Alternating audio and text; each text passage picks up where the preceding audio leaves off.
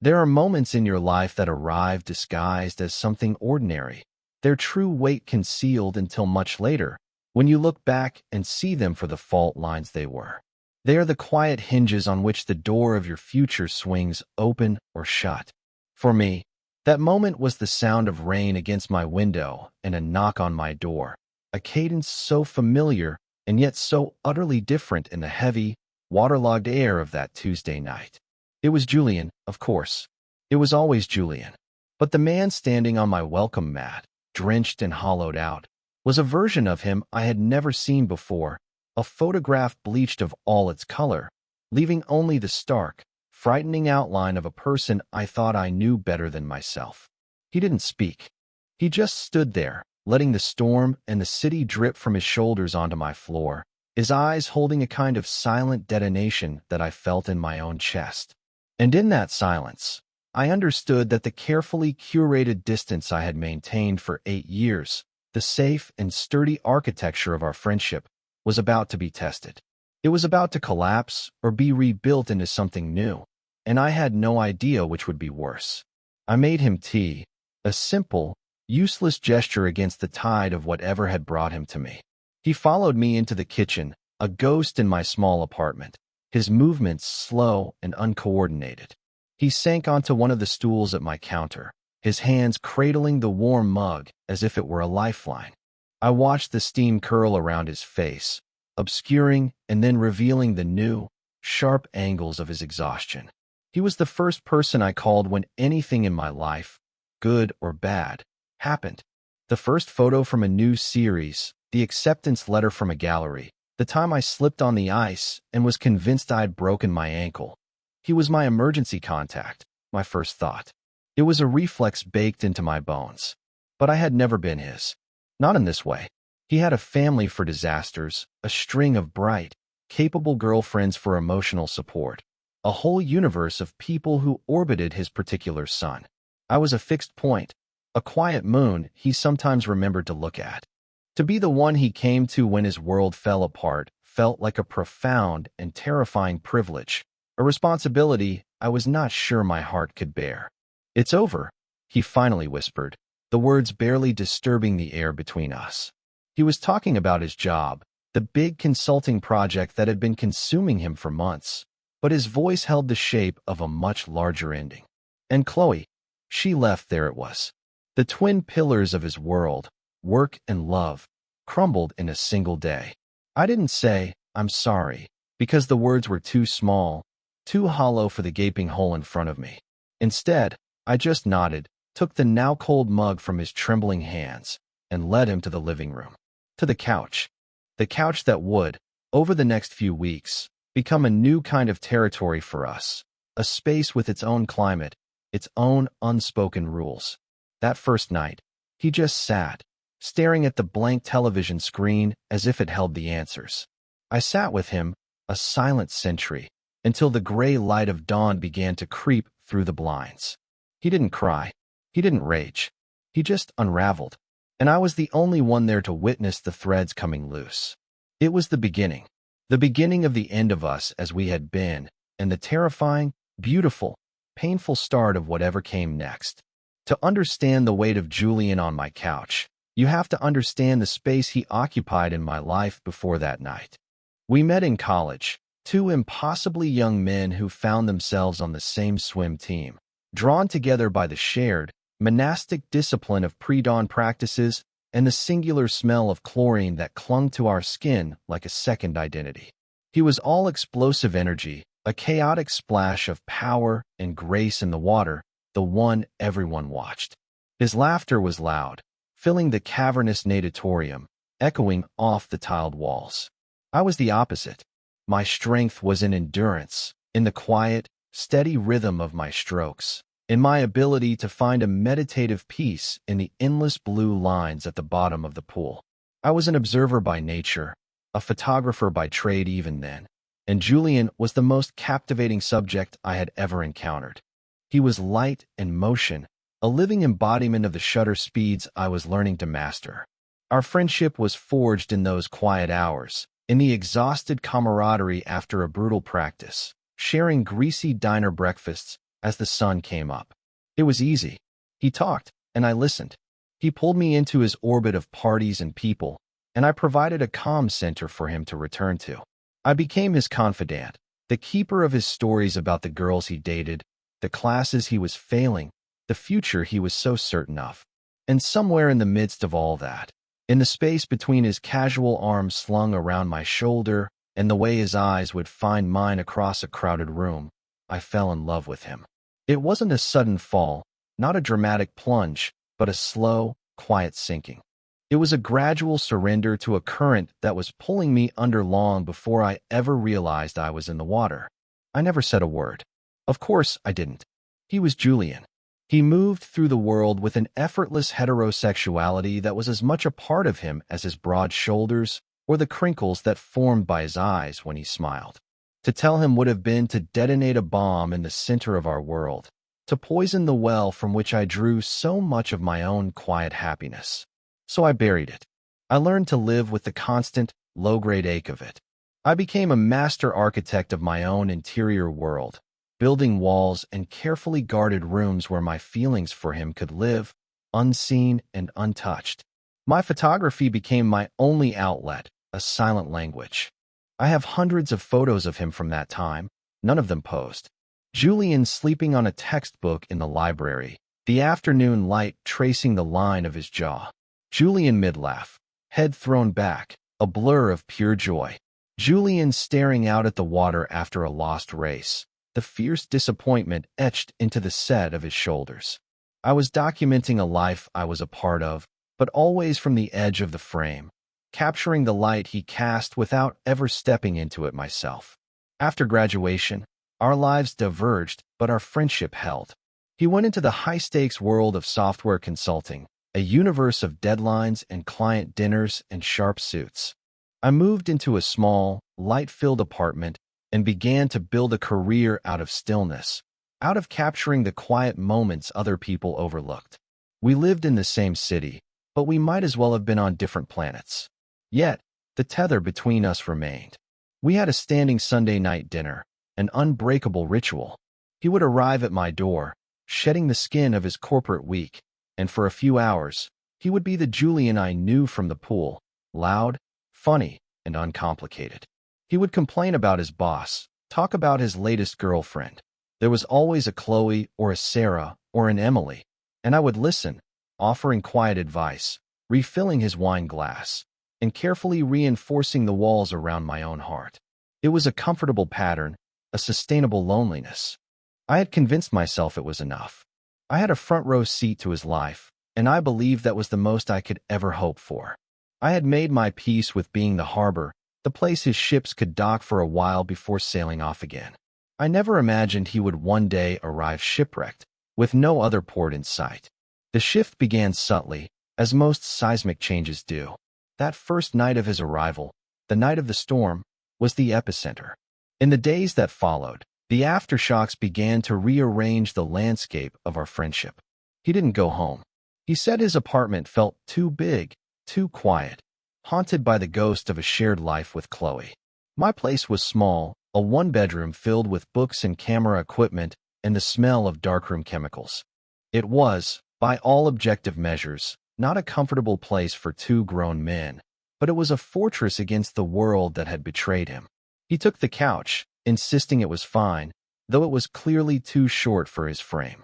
I would wake in the middle of the night to the sound of him shifting, the groan of the springs a soft punctuation in the darkness. I'd find him in the morning, a tangled mess of limbs and blankets, his hair sticking up, looking younger and more vulnerable than I had seen him in years. He was adrift. His usual confidence, the easy charm that had always been his compass, was gone. He was navigating by feel, and he had latched onto me as his only fixed point in a churning sea. He started following me around my small apartment like a lost dog.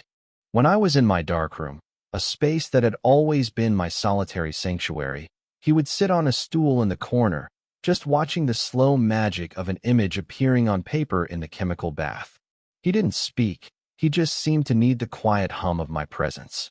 When I was editing photos at my desk, he would pull up a kitchen chair and read a book, the simple fact of our shared space a comfort to him. It was an intimacy of proximity, an unspoken agreement that he would not be left alone. I tried to be a good friend. I cooked for him, meals that were simple and nourishing.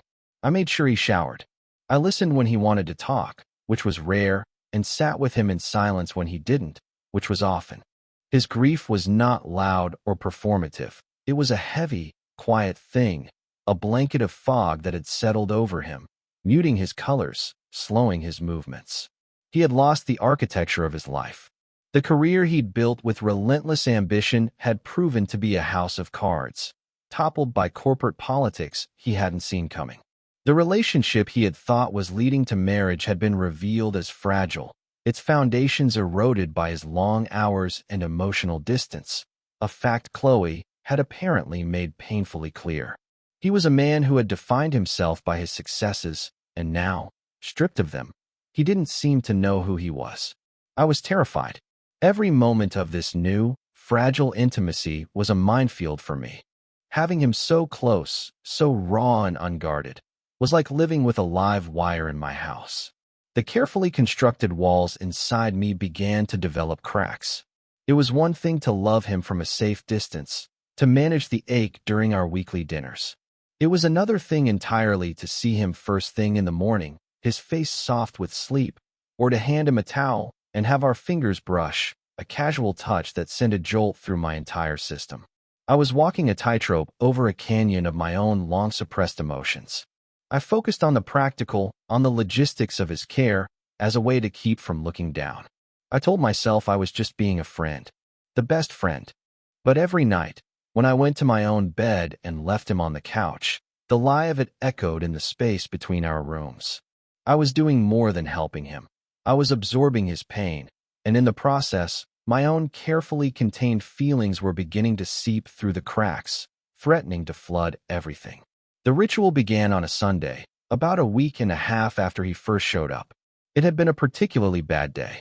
He'd received a formal termination email from his company, a cold, corporate severing that made the failure feel brutally final.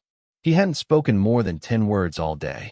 That evening, we were on the couch, watching some mindless action movie I'd put on as a distraction. The space between us felt charged with his silent misery. I could feel it radiating off him like a fever. He was sitting rigidly, a statue of defeat. Then, slowly, as if the decision was being made by some part of him he didn't control, he leaned over. His head found my shoulder. It was a tentative weight at first, hesitant, as if asking for permission. I froze. My entire body went still, every muscle tensed. I could feel the frantic beating of my own heart, a frantic bird trapped in my chest. I thought he would pull away, that he'd realize what he was doing and retreat back to his side of the couch. But he didn't. He sighed, a long, shuddering exhalation of breath that seemed to carry all the tension of the day with it. And then he relaxed against me, his full weight settling onto my shoulder and chest. The gesture was so profound, so devastatingly intimate, that I forgot to breathe. I could feel the texture of his sweater against my cheek, smell the faint, clean scent of the soap he'd used that morning. I was acutely aware of every point of contact between our bodies, the pressure of his head, the warmth of his side pressed against mine, the way his arm was draped loosely over my stomach. The movie played on, a meaningless cacophony of explosions and dialogue, but my world had shrunk to the space of that couch, to the solid, living weight of the man beside me. I sat there, rigid as stone, for what felt like hours, afraid that the slightest movement would break the spell, afraid that my own desperate, screaming want would somehow transmit itself through my skin and scare him away. Eventually, his breathing deepened, evening out into the slow, steady rhythm of sleep. He was completely boneless, trusting and vulnerable in a way I had never seen. I dared to look down at him. His face, in the flickering blue light of the television, was peaceful for the first time in days. The lines of stress around his eyes and mouth had softened. He looked like the boy I'd known in college, exhausted after a long practice.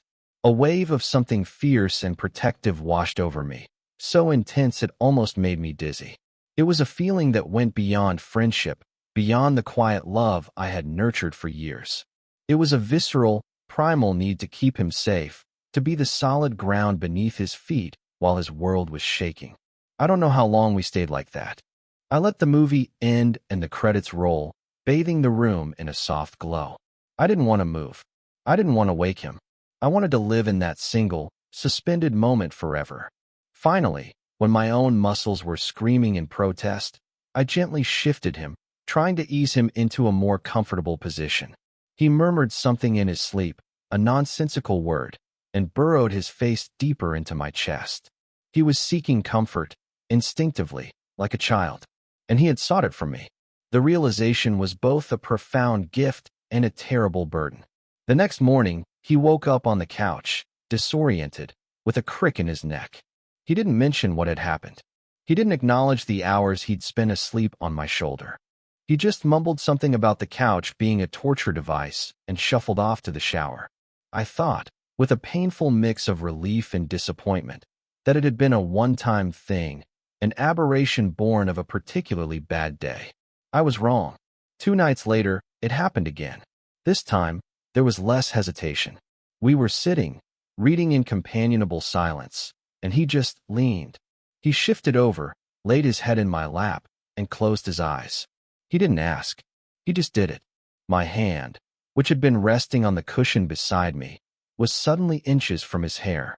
My fingers twitched with the urge to touch him, to smooth down the unruly strands, to feel the warmth of his scalp. It was a war within myself. Every instinct screamed at me to do it, to offer that small, simple comfort. But the fear, the lifetime of carefully policed boundaries, held me back. So I kept my hand frozen in place, my own body a prison of restraint, while he slept in my lap for an hour. It became our new normal. Almost every night, he would find his way to me. Sometimes he would fall asleep with his head on my shoulder as we watched a movie. Sometimes he would stretch out, laying his head in my lap while I read. Other times, he would just curl up against my side, his arm thrown around my waist, as if to anchor himself. He never spoke of it. In the daylight hours, we were friends, roommates by circumstance, maintaining a careful, platonic distance.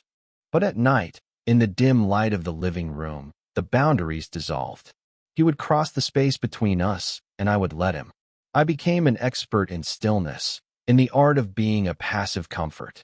I learned the exact weight of his head, the sound of his breathing as it shifted from wakefulness to sleep. I learned that he sometimes twitched in his dreams, his fingers tightening their grip on my shirt. Each night was a sweet and agonizing torture. I was getting everything I had ever wanted, but it was all under a false pretext. He wasn't seeking me, Leo, the man who loved him. He was seeking a warm body, a safe harbor, a human anesthetic for his pain. And I was letting him, because I was too weak, too selfish, to deny myself the contact I craved. I was a fraud, and I was his sanctuary, and the two things were tearing me apart. The escalation was inevitable, I suppose. A body can only take so much of a too-short couch. About a month into his stay, he started complaining more seriously about his back. He'd wake up stiff and groaning, and I'd watch, my heart twisting with a mixture of guilt and something else, something hopeful and terrible.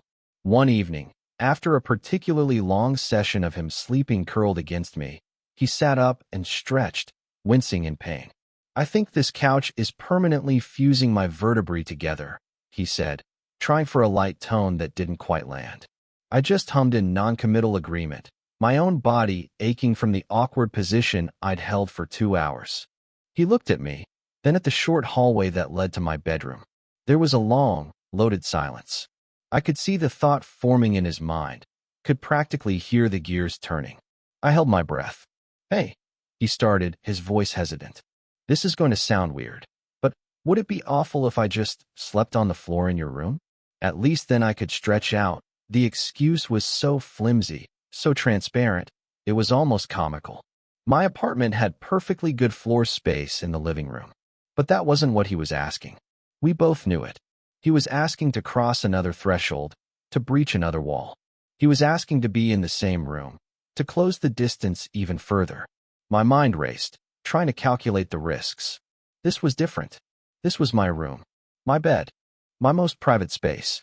Having him just a few feet away all night felt like a new level of dangerous intimacy.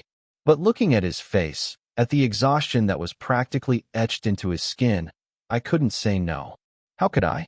"Don't be an idiot, Julian," I said, my voice rougher than I intended. "You're not sleeping on the floor. The bed's big enough. Just take the other side." The words left my mouth before I could stop them.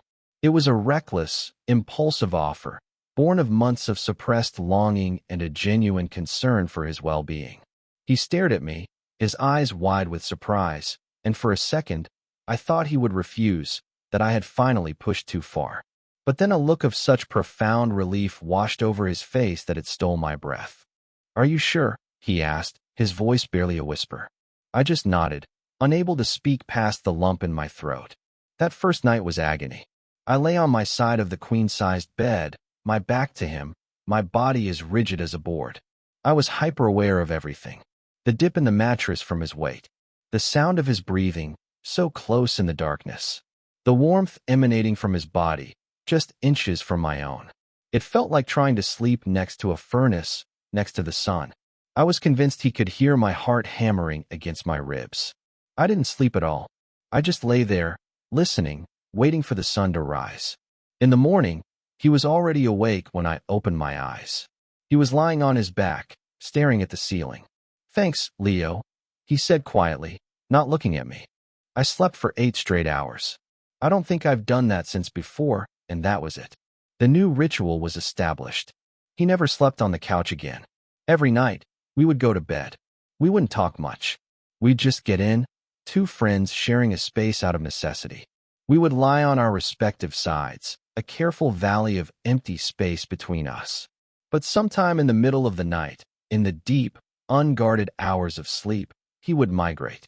I would wake up to find an arm thrown over my chest, or his face buried in my back, or his legs tangled with mine. He was a furnace of need, and in his sleep, he sought my warmth without artifice or excuse. He would curl himself around me, fitting his body to mine as if they were made for it. And I, in my own sleep-drugged state, would let him. I would relax into it, my body betraying my conscious mind's fear. For a few precious hours each night, I would hold him or be held by him, and it was the closest thing to peace I had ever known. Then morning would come, and we would wake up, hastily untangling ourselves, retreating to our own sides, the unspoken intimacy of the night hanging in the air between us, unacknowledged and terrifying. And I was left to wonder, was he aware of what he was doing? Did he remember the way he clung to me in the dark? Or was I just a convenient, warm object his subconscious had latched onto? The ambiguity was a slow poison, and I was drinking it down every single night. The breaking point arrived on a quiet Wednesday. It had been almost 2 months since he'd landed on my doorstep. He was doing better. He'd started looking for new jobs, reconnecting with friends. The heavy fog of his depression was beginning to lift, replaced by glimpses of the old Julian, the one who joked and laughed and filled a room with his presence. And as he got better, I got worse. The nightly ritual, the sleeping in my bed, had become an addiction. The brief, unconscious intimacy of the night made the platonic distance of the day unbearable. The hope that had taken root in my chest was becoming a painful, thorny thing. He was healing, and I knew that meant he would be leaving soon. He would get a new job, a new apartment, maybe a new girlfriend, and my life would return to its quiet, orderly emptiness. But the silence would be louder now that I knew what it was like to have it filled. The thought was a constant, dull ache. That night, the tension in the room was palpable. We got into bed, the silence between us heavier than usual. I lay on my side, facing away from him, my whole body coiled like a spring. I waited for him to fall asleep, for the inevitable unconscious migration across the mattress. But it didn't come. I could feel him behind me, awake and alert, his breathing just as tense as mine. The air was thick with everything we hadn't said for weeks. The minutes stretched into an hour. The silence was screaming. I couldn't take it anymore. I had to know. Even if the answer destroyed me, I had to know. I rolled over to face him. In the faint moonlight filtering through the window, I could just make out the shape of him, his eyes open and fixed on me. "Julian," I whispered, my voice hoarse. What are we doing? The question hung in the air, small and fragile and immense. He didn't answer right away.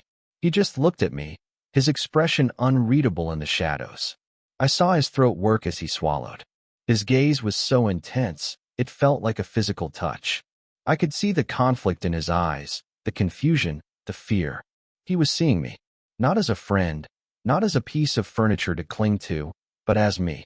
And I was seeing him, stripped of all his usual defenses, just a man in a bed, as lost as I was. He lifted a hand, slowly, as if moving it through water, and brushed a strand of hair off my forehead. His fingers were warm, his touch hesitant, electric. My breath hitched. His hand lingered on my cheek, his thumb stroking my skin so gently it was barely there. The gesture was so tender, so deliberate, it undid me. This was not the unconscious comfort-seeking of a man asleep. This was a choice. This was happening now, in the waking world. His eyes searched mine, and I saw a universe of questions in them. He opened his mouth, then closed it again. Finally, he spoke, his voice a raw, broken whisper that I felt more than heard. "Would it be okay?" he breathed, the words trembling with uncertainty. "If I kissed you?" Time stopped. The entire world, the entire universe, contracted to the space between our faces. He was asking. He was giving me the choice. He was laying his own vulnerability bare, offering it to me, and waiting for me to accept it or crush it. All the years of silence, of longing, of carefully managed pain, crested into this single moment. There was no analysis left, no more fear, no more calculation. There was only him, and the impossible, beautiful question hanging in the air. I didn't trust my voice, so I just nodded. A single, small movement. It was all the answer he needed. He leaned in, closing the last few inches between us, and his lips met mine. It wasn't a passionate kiss, not hungry or demanding. It was a question. It was a confession. It was soft and hesitant and deeply, deeply sad. It tasted of uncertainty and a desperate, fragile hope. It was the sound of a lock I had been carrying for 8 years finally, quietly, clicking open.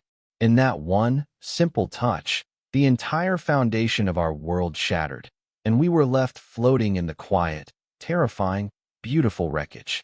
The aftermath was silence. A silence more profound and more complicated than any that had come before. After the kiss, he pulled back, just enough to look at me, his eyes wide in the dim light, searching my face for what? Regret? Reassurance? He found something, I suppose, because he didn't run. He just rested his forehead against mine, our breaths mingling in the small space between us. We stayed like that for a long time, not speaking, just breathing each other in. Eventually, he shifted, not away from me, but closer, wrapping his arms around my waist and pulling me against his chest. He buried his face in my neck, and I held him, my own arms circling his back, my hands splayed across the solid, warm expanse of him. We fell asleep like that, tangled together, not as a matter of unconscious migration, but as a deliberate choice. For the first time, there was no pretext. There was no ambiguity. There was just this, us. But morning brought the light, and the light brought fear. I woke first, to the feeling of his even breathing against my skin. He was still holding me, his grip secure even in sleep. For a few blissful, hazy moments, I allowed myself to believe that everything had changed, that the quiet confession of the night had built a new, honest world for us. But then he stirred, his eyes fluttering open. He looked at me, and for a fleeting second, I saw a soft, unguarded recognition. Then, the walls slammed down. Panic flared in his eyes, stark and unmistakable. He recoiled as if he'd been burned, disentangling himself from me so quickly the sheets were a swirl of chaotic motion. He sat up on the edge of the bed, his back to me, his shoulders hunched. "I shouldn't have done that," he muttered, his voice thick with a self-loathing that was like a punch to my gut. "Leo, I'm so sorry. I'm a mess. I don't know what I was thinking." He wouldn't look at me. He just stared at the floor, running a hand through his hair distractedly. Every word was a brick, rebuilding the wall between us, higher and thicker than it had ever been. The hope that had bloomed in my chest overnight withered and died, turning to ash in my mouth. I had misinterpreted everything. The kiss hadn't been a confession. It had been a symptom of his breakdown, a moment of confusion, a mistake he was already regretting. I felt a cold, familiar shame wash over me. I had let my own desires color my perception, had turned his cry for help into something it was never meant to be. He was out of the bed and dressing before I could form a coherent response. He moved with a frantic, desperate energy, pulling on his clothes from the day before. "I should go," he said, still not looking at me. "I've been here too long. I've overstayed. I've taken advantage of you." The words were absurd. He hadn't taken advantage of me. I had been a willing, active participant in my own heartbreak. "Julian, wait." I finally managed to say, my voice sounding weak and thin even to my own ears. He was already at the bedroom door. He paused, his hand on the knob, but didn't turn around. "I'm sorry," he said again, and then he was gone. I heard the front door open and close, the sound echoing in the sudden, crushing emptiness of the apartment. I was alone in my bed, in a room that smelled of him, the imprint of his body still warm on the sheets beside me. It was a cruelty I wouldn't have thought the universe capable of.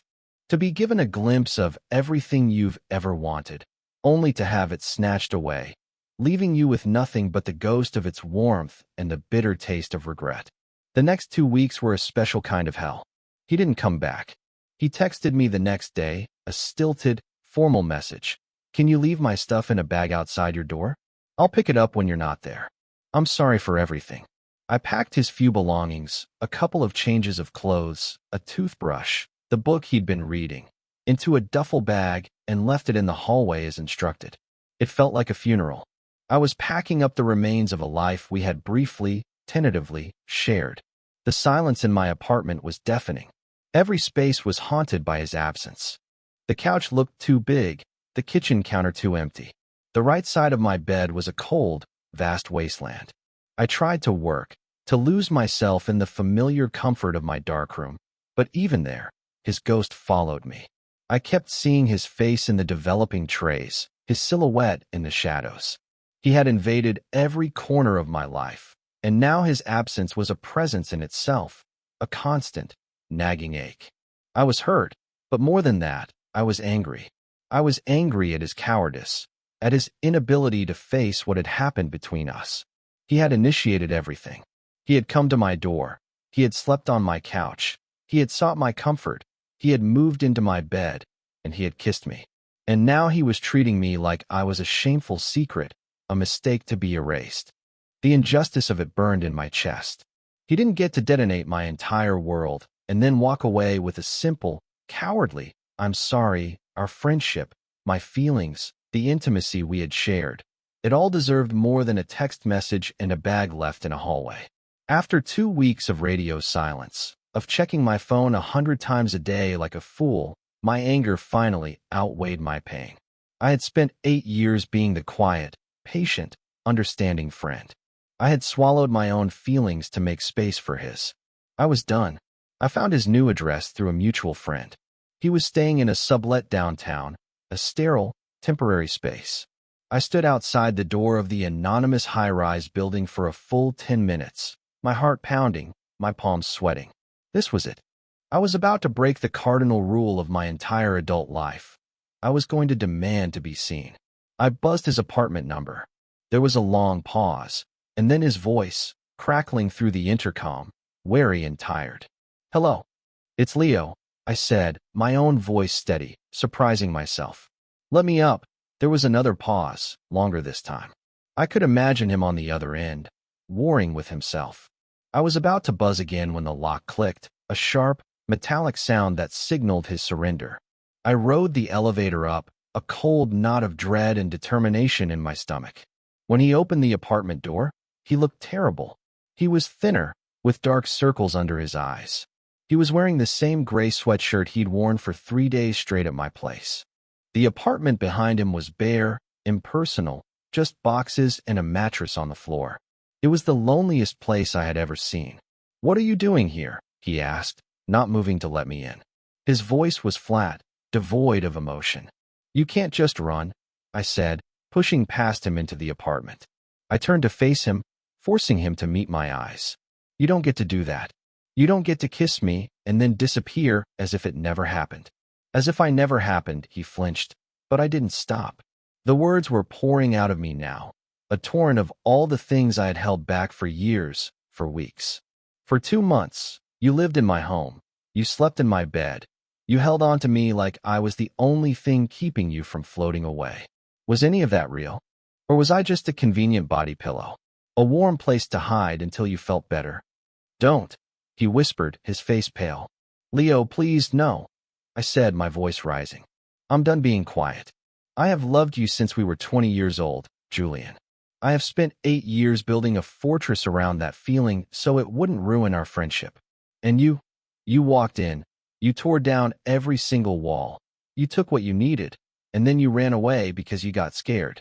So you're going to stand here, and you're going to talk to me. You owe me that much. The confession hung in the air between us, stark and undeniable. I had finally said it. I watched his face, expecting to see disgust, or pity, or confusion. Instead, I saw him break. His carefully constructed composure shattered into a million pieces. His face crumpled, and a raw, ragged sob tore from his throat. He stumbled back, sinking down onto one of the moving boxes, and buried his face in his hands. His shoulders shook with the force of his weeping. It was a sound of pure, unadulterated anguish. He cried for what felt like an eternity, and I just stood there, my anger dissolving, replaced by a deep, hollow ache. I had come here for a fight, for a confrontation, but all I had found was a man who was more broken than I had ever imagined. When his sobs finally subsided into shuddering breaths, he looked up at me, his eyes red and swollen, his face a mess of tears and despair. I didn't run away from you, he said, his voice wrecked. I ran away from myself. He took a shaky breath. When I kissed you, it was the first thing that felt real in months. It was the only thing that made sense. And it terrified me, because I'm not supposed to feel that. For you, for a man. My whole life, I've had this plan, this path, the job, the apartment, the wife, the kids. It was all laid out. And then it all fell apart. And I came to you, and you were the only solid thing left. And I leaned on you. I took because I was drowning. He looked at me, his gaze pleading. But it wasn't just comfort, Leo. I knew what I was doing, even when I was asleep. I wanted to be close to you. I felt safer with you than I have ever felt with anyone. And that night, when I kissed you, I wasn't confused. I knew exactly what I was doing. And the second it was over, I realized what it meant. It meant my entire life, everything I thought I knew about myself, was a lie. And I couldn't handle it. It was too much. He finally looked me straight in the eye, his own fear and confusion laid bare for me to see. I'm in love with you, he whispered, the words sounding foreign and strange on his tongue. I think I have been for a long time, in some way I didn't have the language for. And it scares the hell out of me. There it was. Not a mistake. Not a moment of confusion. It was real. It was all real. I crossed the room in 2 strides and sank to my knees in front of him. I took his hands in mine. They were cold and trembling. You don't have to be scared, I said softly. I'm right here. He looked down at our joined hands, then back up at my face. A single tear tracked its way down his cheek.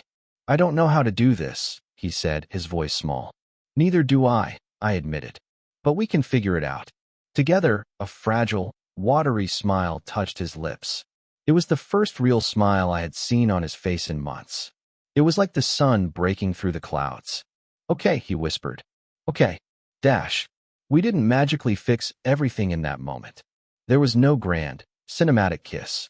We just stayed there, on the floor of his empty apartment, holding hands, surrounded by the boxes of a life he had yet to unpack.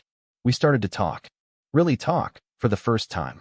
He told me about the pressure he'd always felt, from his family, from himself, to follow a certain script. He talked about how his relationships had always felt performative, like he was playing a role he'd been cast in. He admitted that being with me, in the quiet of my apartment, was the first time he'd felt like he could take off the costume.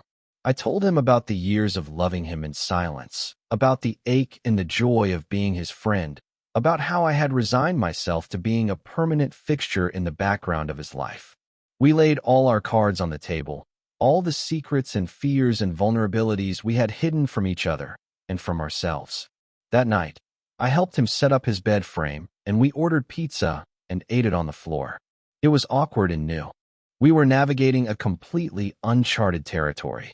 There were moments of hesitant silence, unsure glances. We were two strangers learning a new language, the language of this new, fragile thing we were building.